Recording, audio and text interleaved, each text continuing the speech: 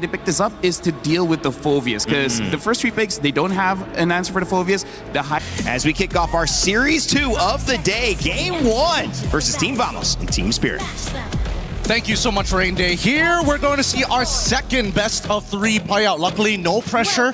None of their keys are going to get destroyed, but truly looking for that qualification spot has put enough of a spotlight on both of our teams here today. It's going to be Vamos on the blue side facing up against Team Spirit. For anyone just tuning in, welcome. Hey, even though there's no pressure of being eliminated, that qualification spot being the first one to knockouts, that's going to be massive for them as they get to watch everybody else with no pressure, having all the prep time in the world to make it to the knockout stage. Now, let's talk a little bit about this matchup, Gideon. The Melissa pickup there for Vamos, and I'd say really good move by Spirit. Just holding out for Hiko's pick all the way to the end. The Claude is a known counter against this Melissa. Another thing you guys need to know, though, is the Flicker choice, not the Inspire for the Melissa. With the new Melissa, you go for pull yourself together, you rack up those assists, and you get the cooldown on Flicker very quickly up. Yeah, that's exactly what you want here, is they're already looking for the early invade. They might get first blood here, but TS decide, no, we're not going to contest the Lethal Wanderer, let them have it, we're going to play for the later half of the game anyways. I think that at this stage, and especially, yeah, with the pull, hold up, an early Flicker getting baited out, actually forced out from Sunset Lover. Still pretty oppressive in lane, man. The juice in, even after all these nerfs.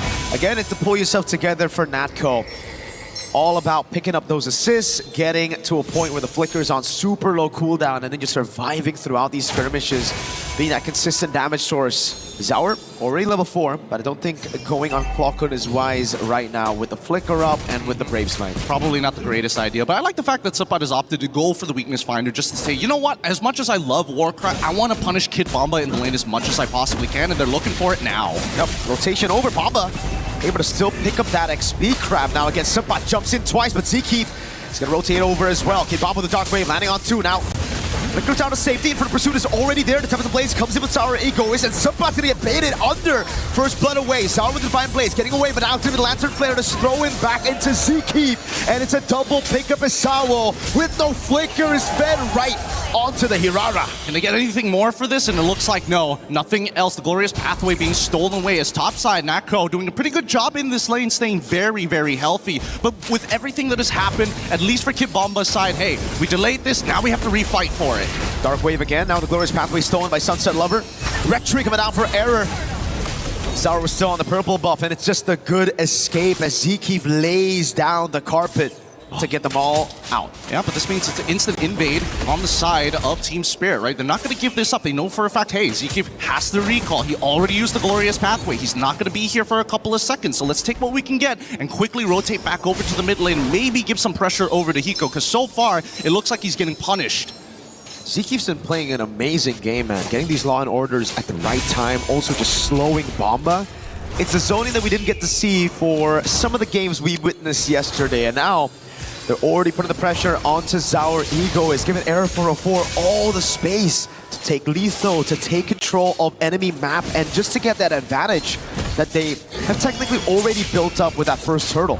Honestly, the one thing I'm really happy with the meta right now is the way that, you know, the jungle is intended to go vertically against each other in these moments. I mean, obviously, Ling is super, super quick, but at the same time, if you make some decisive decisions, and more importantly, you actually struggle to fight for the tempo, you can get first movements in certain parts of the map. And you can tell, with the side laners, they want to keep it as neutral as possible to punish the opponents, but those mid lanes are constantly moving around. And that was the reason me and you, Gideon, during the draft, were talking about a Cho pick instead of this Minotaur for Sawo, something that could guarantee the mid-prio to rotate around the map. That right now, Vamos have complete control of. Look at this. Error, double immobilization now with a stun of the Law & Order, and the pickup straight into Error again. Forces the Glorious Pathway defensively. Supat as well with prio down below. Zaur's gonna have to go for the Retribution. That he does. 18 seconds for the turtle. Vamos. Well, Error also used Retry, so he'll have it quicker. I think overall, I think it's all right. At the end of the day, it's no harm, no foul. It's still putting Error in a pretty decent position, and at the same time, his Retribution is going to come back up just slightly earlier, 5 seconds worth of difference between the two. So let's see how TS is going to delay this, right? They're already sending. Oh god, Zkeef, so well played, but clock on Error 404. The easiest turtle take for him as Bomba's not there to do anything. Sawo throwing back again. Minions Fury, the flicker backwards. Now look at the puppet. Oh, the Muddle's doing damage. They're gonna go for the siege in the mid lane here. Our ego is with the Tempest of Blades. Still up, pops it in, now goes for it. It's just a clear with the retreat onto the mini waves in the mid lane. That's good, that's good. You need to make sure that mid-tier 1 stays open. Nako, he shouldn't be punished here unless Kid Bomba is willing to flicker for it, but even so, without no get away from me, it's gonna be a lot harder for Nako to keep himself alive. That battle spell, so valuable on all fronts. And yeah, as you mentioned, we were talking about initially getting the Cho just to kind of maybe force out Purifies and also have a quicker rotation overall. Every side needs a concussive blast user. Sawo's got no flicker. They want to abuse that fact. Hiko caught him the Glorious Pathway. Immobilization coming down. The Purify's there, but it's immobilized. Delayed perfectly. Seakeep runs him down with the rest of the team. That's yet another pickoff for Vamos. This is great. This is great for Vamos, and better yet, you can just tell it's all not only is it about tempo, but just remembering how long does it take for the Minotaur to get the ult back up. So again, when you are on CD, your opposing team are looking to punish. And so far, Vamos has gotten a little bit more value all across the board in comparison to TS, but it's only a 1.3k. Not the biggest lead in the world for Vamos. We need to see the conversions after Natco gets unlocked. And instantly after that statement, they find the conversion on the turret up top. Now it's going to give him so much more room to bully and deny farm from Zaur Egoist. Again, you can see Error. He's trying to force his way into enemy jungle, constantly trying to put that pressure while stealing these camps. Oh, it's about that mid control, and now the dive. Bomb over the Dark Wave. Those Muddles doing a lot of damage. Lantern Flare throws him back straight on. Sawo has him in his fury, won't go for it. Hiko doing some damage right now. Sapa's able to pick up the turret down below, and look at the Muddles. Poking Spirit down, all of them clumping together under this tier 1. Error is going to get another free turtle.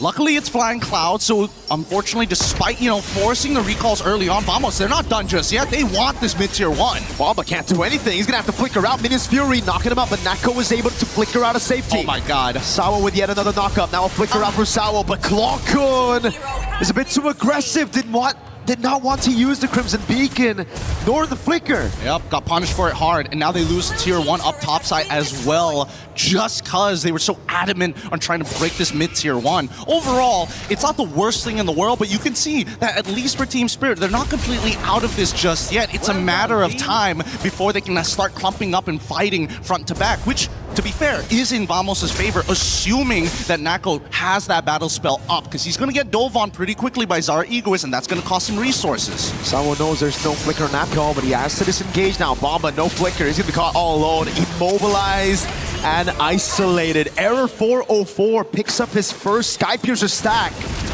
Wants a bit more, just a bit of poke onto Sunset Lover. They've got 2 tier 1s, top and bot side. They need to get this conversion soon, or at the very least try and take away that purple buff, which has been a big contention for the early stages of the game. Luckily for Zara Egoist, he's more than willing to actually use his retribution to secure it every single time, and now he's got a level above Arrow 4-4. It's so difficult for Hiko to walk up right now. In a 1v1, he should do well against the Melissa, but with Zeke on the high lows, it's almost never 1v1. Sunset caught in the bad spot. The Dark Wave lands. Error is caught now with the peel for the rest of the team as Error is able to escape as the Tempest of Blades comes in from Zaur. Bomba's going to be caught by Glorious Pathway and the Lantern Flare as well. Valkyrie Descent coming down as well. Bomba's able to flicker out to safety, but it's going to be the Inferno Pursuit that saves him for a bit. Sapana and Turret taken down as well as Hiko now puts the pressure with the Blazing Duet on Error 404, but he gets away in time still. It's the burn of that glowing wand of Sunset Lover that takes him down. Good punish, good punish. It should have been a 1-for-1 there. Bit of an overextension so far, but it's not over because so far Nako has been playing one hell of a game. Even when the frontliners start to peel backwards, they don't necessarily escape the danger. And with the get away from me, that's a clear sign we can't go any further than this line. Zaur is still a level ahead. It's 3 turtles to Vamos with so much pressure from Vamos. Yet Zaur finds himself in the lead right now.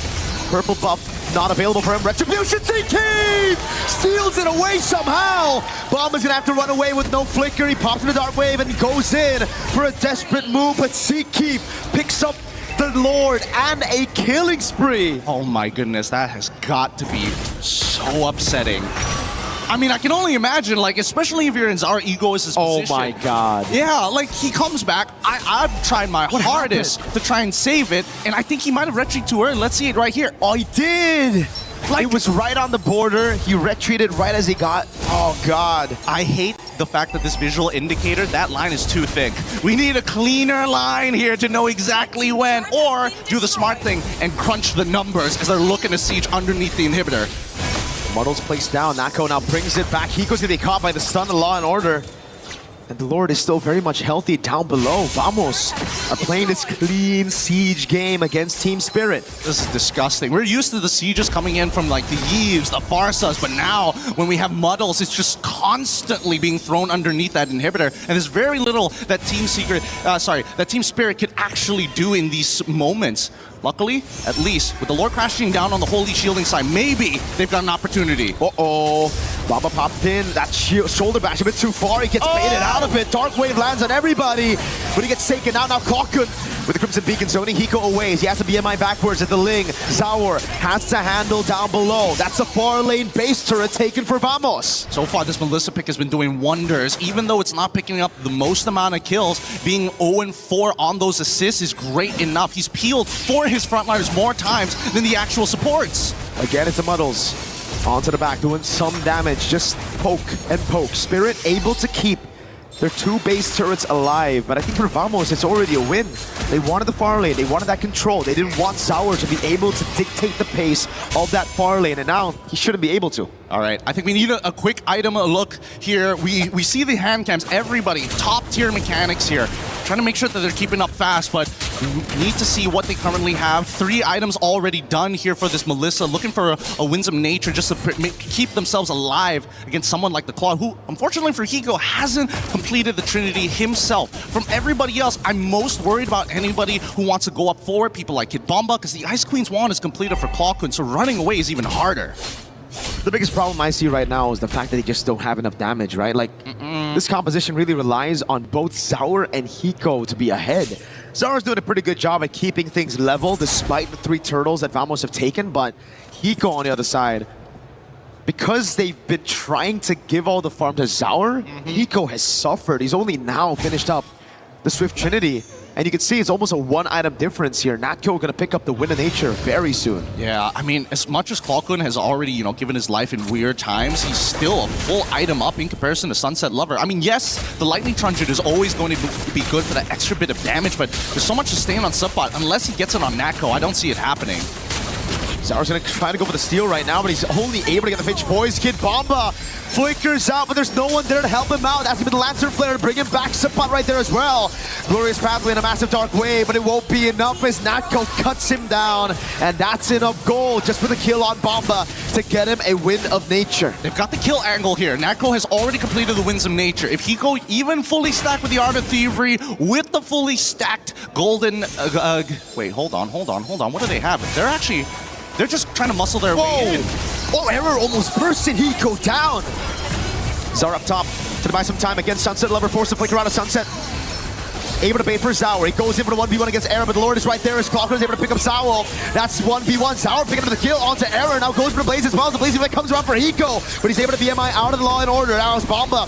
Respawns back. Zaur gets caught by the Muddles.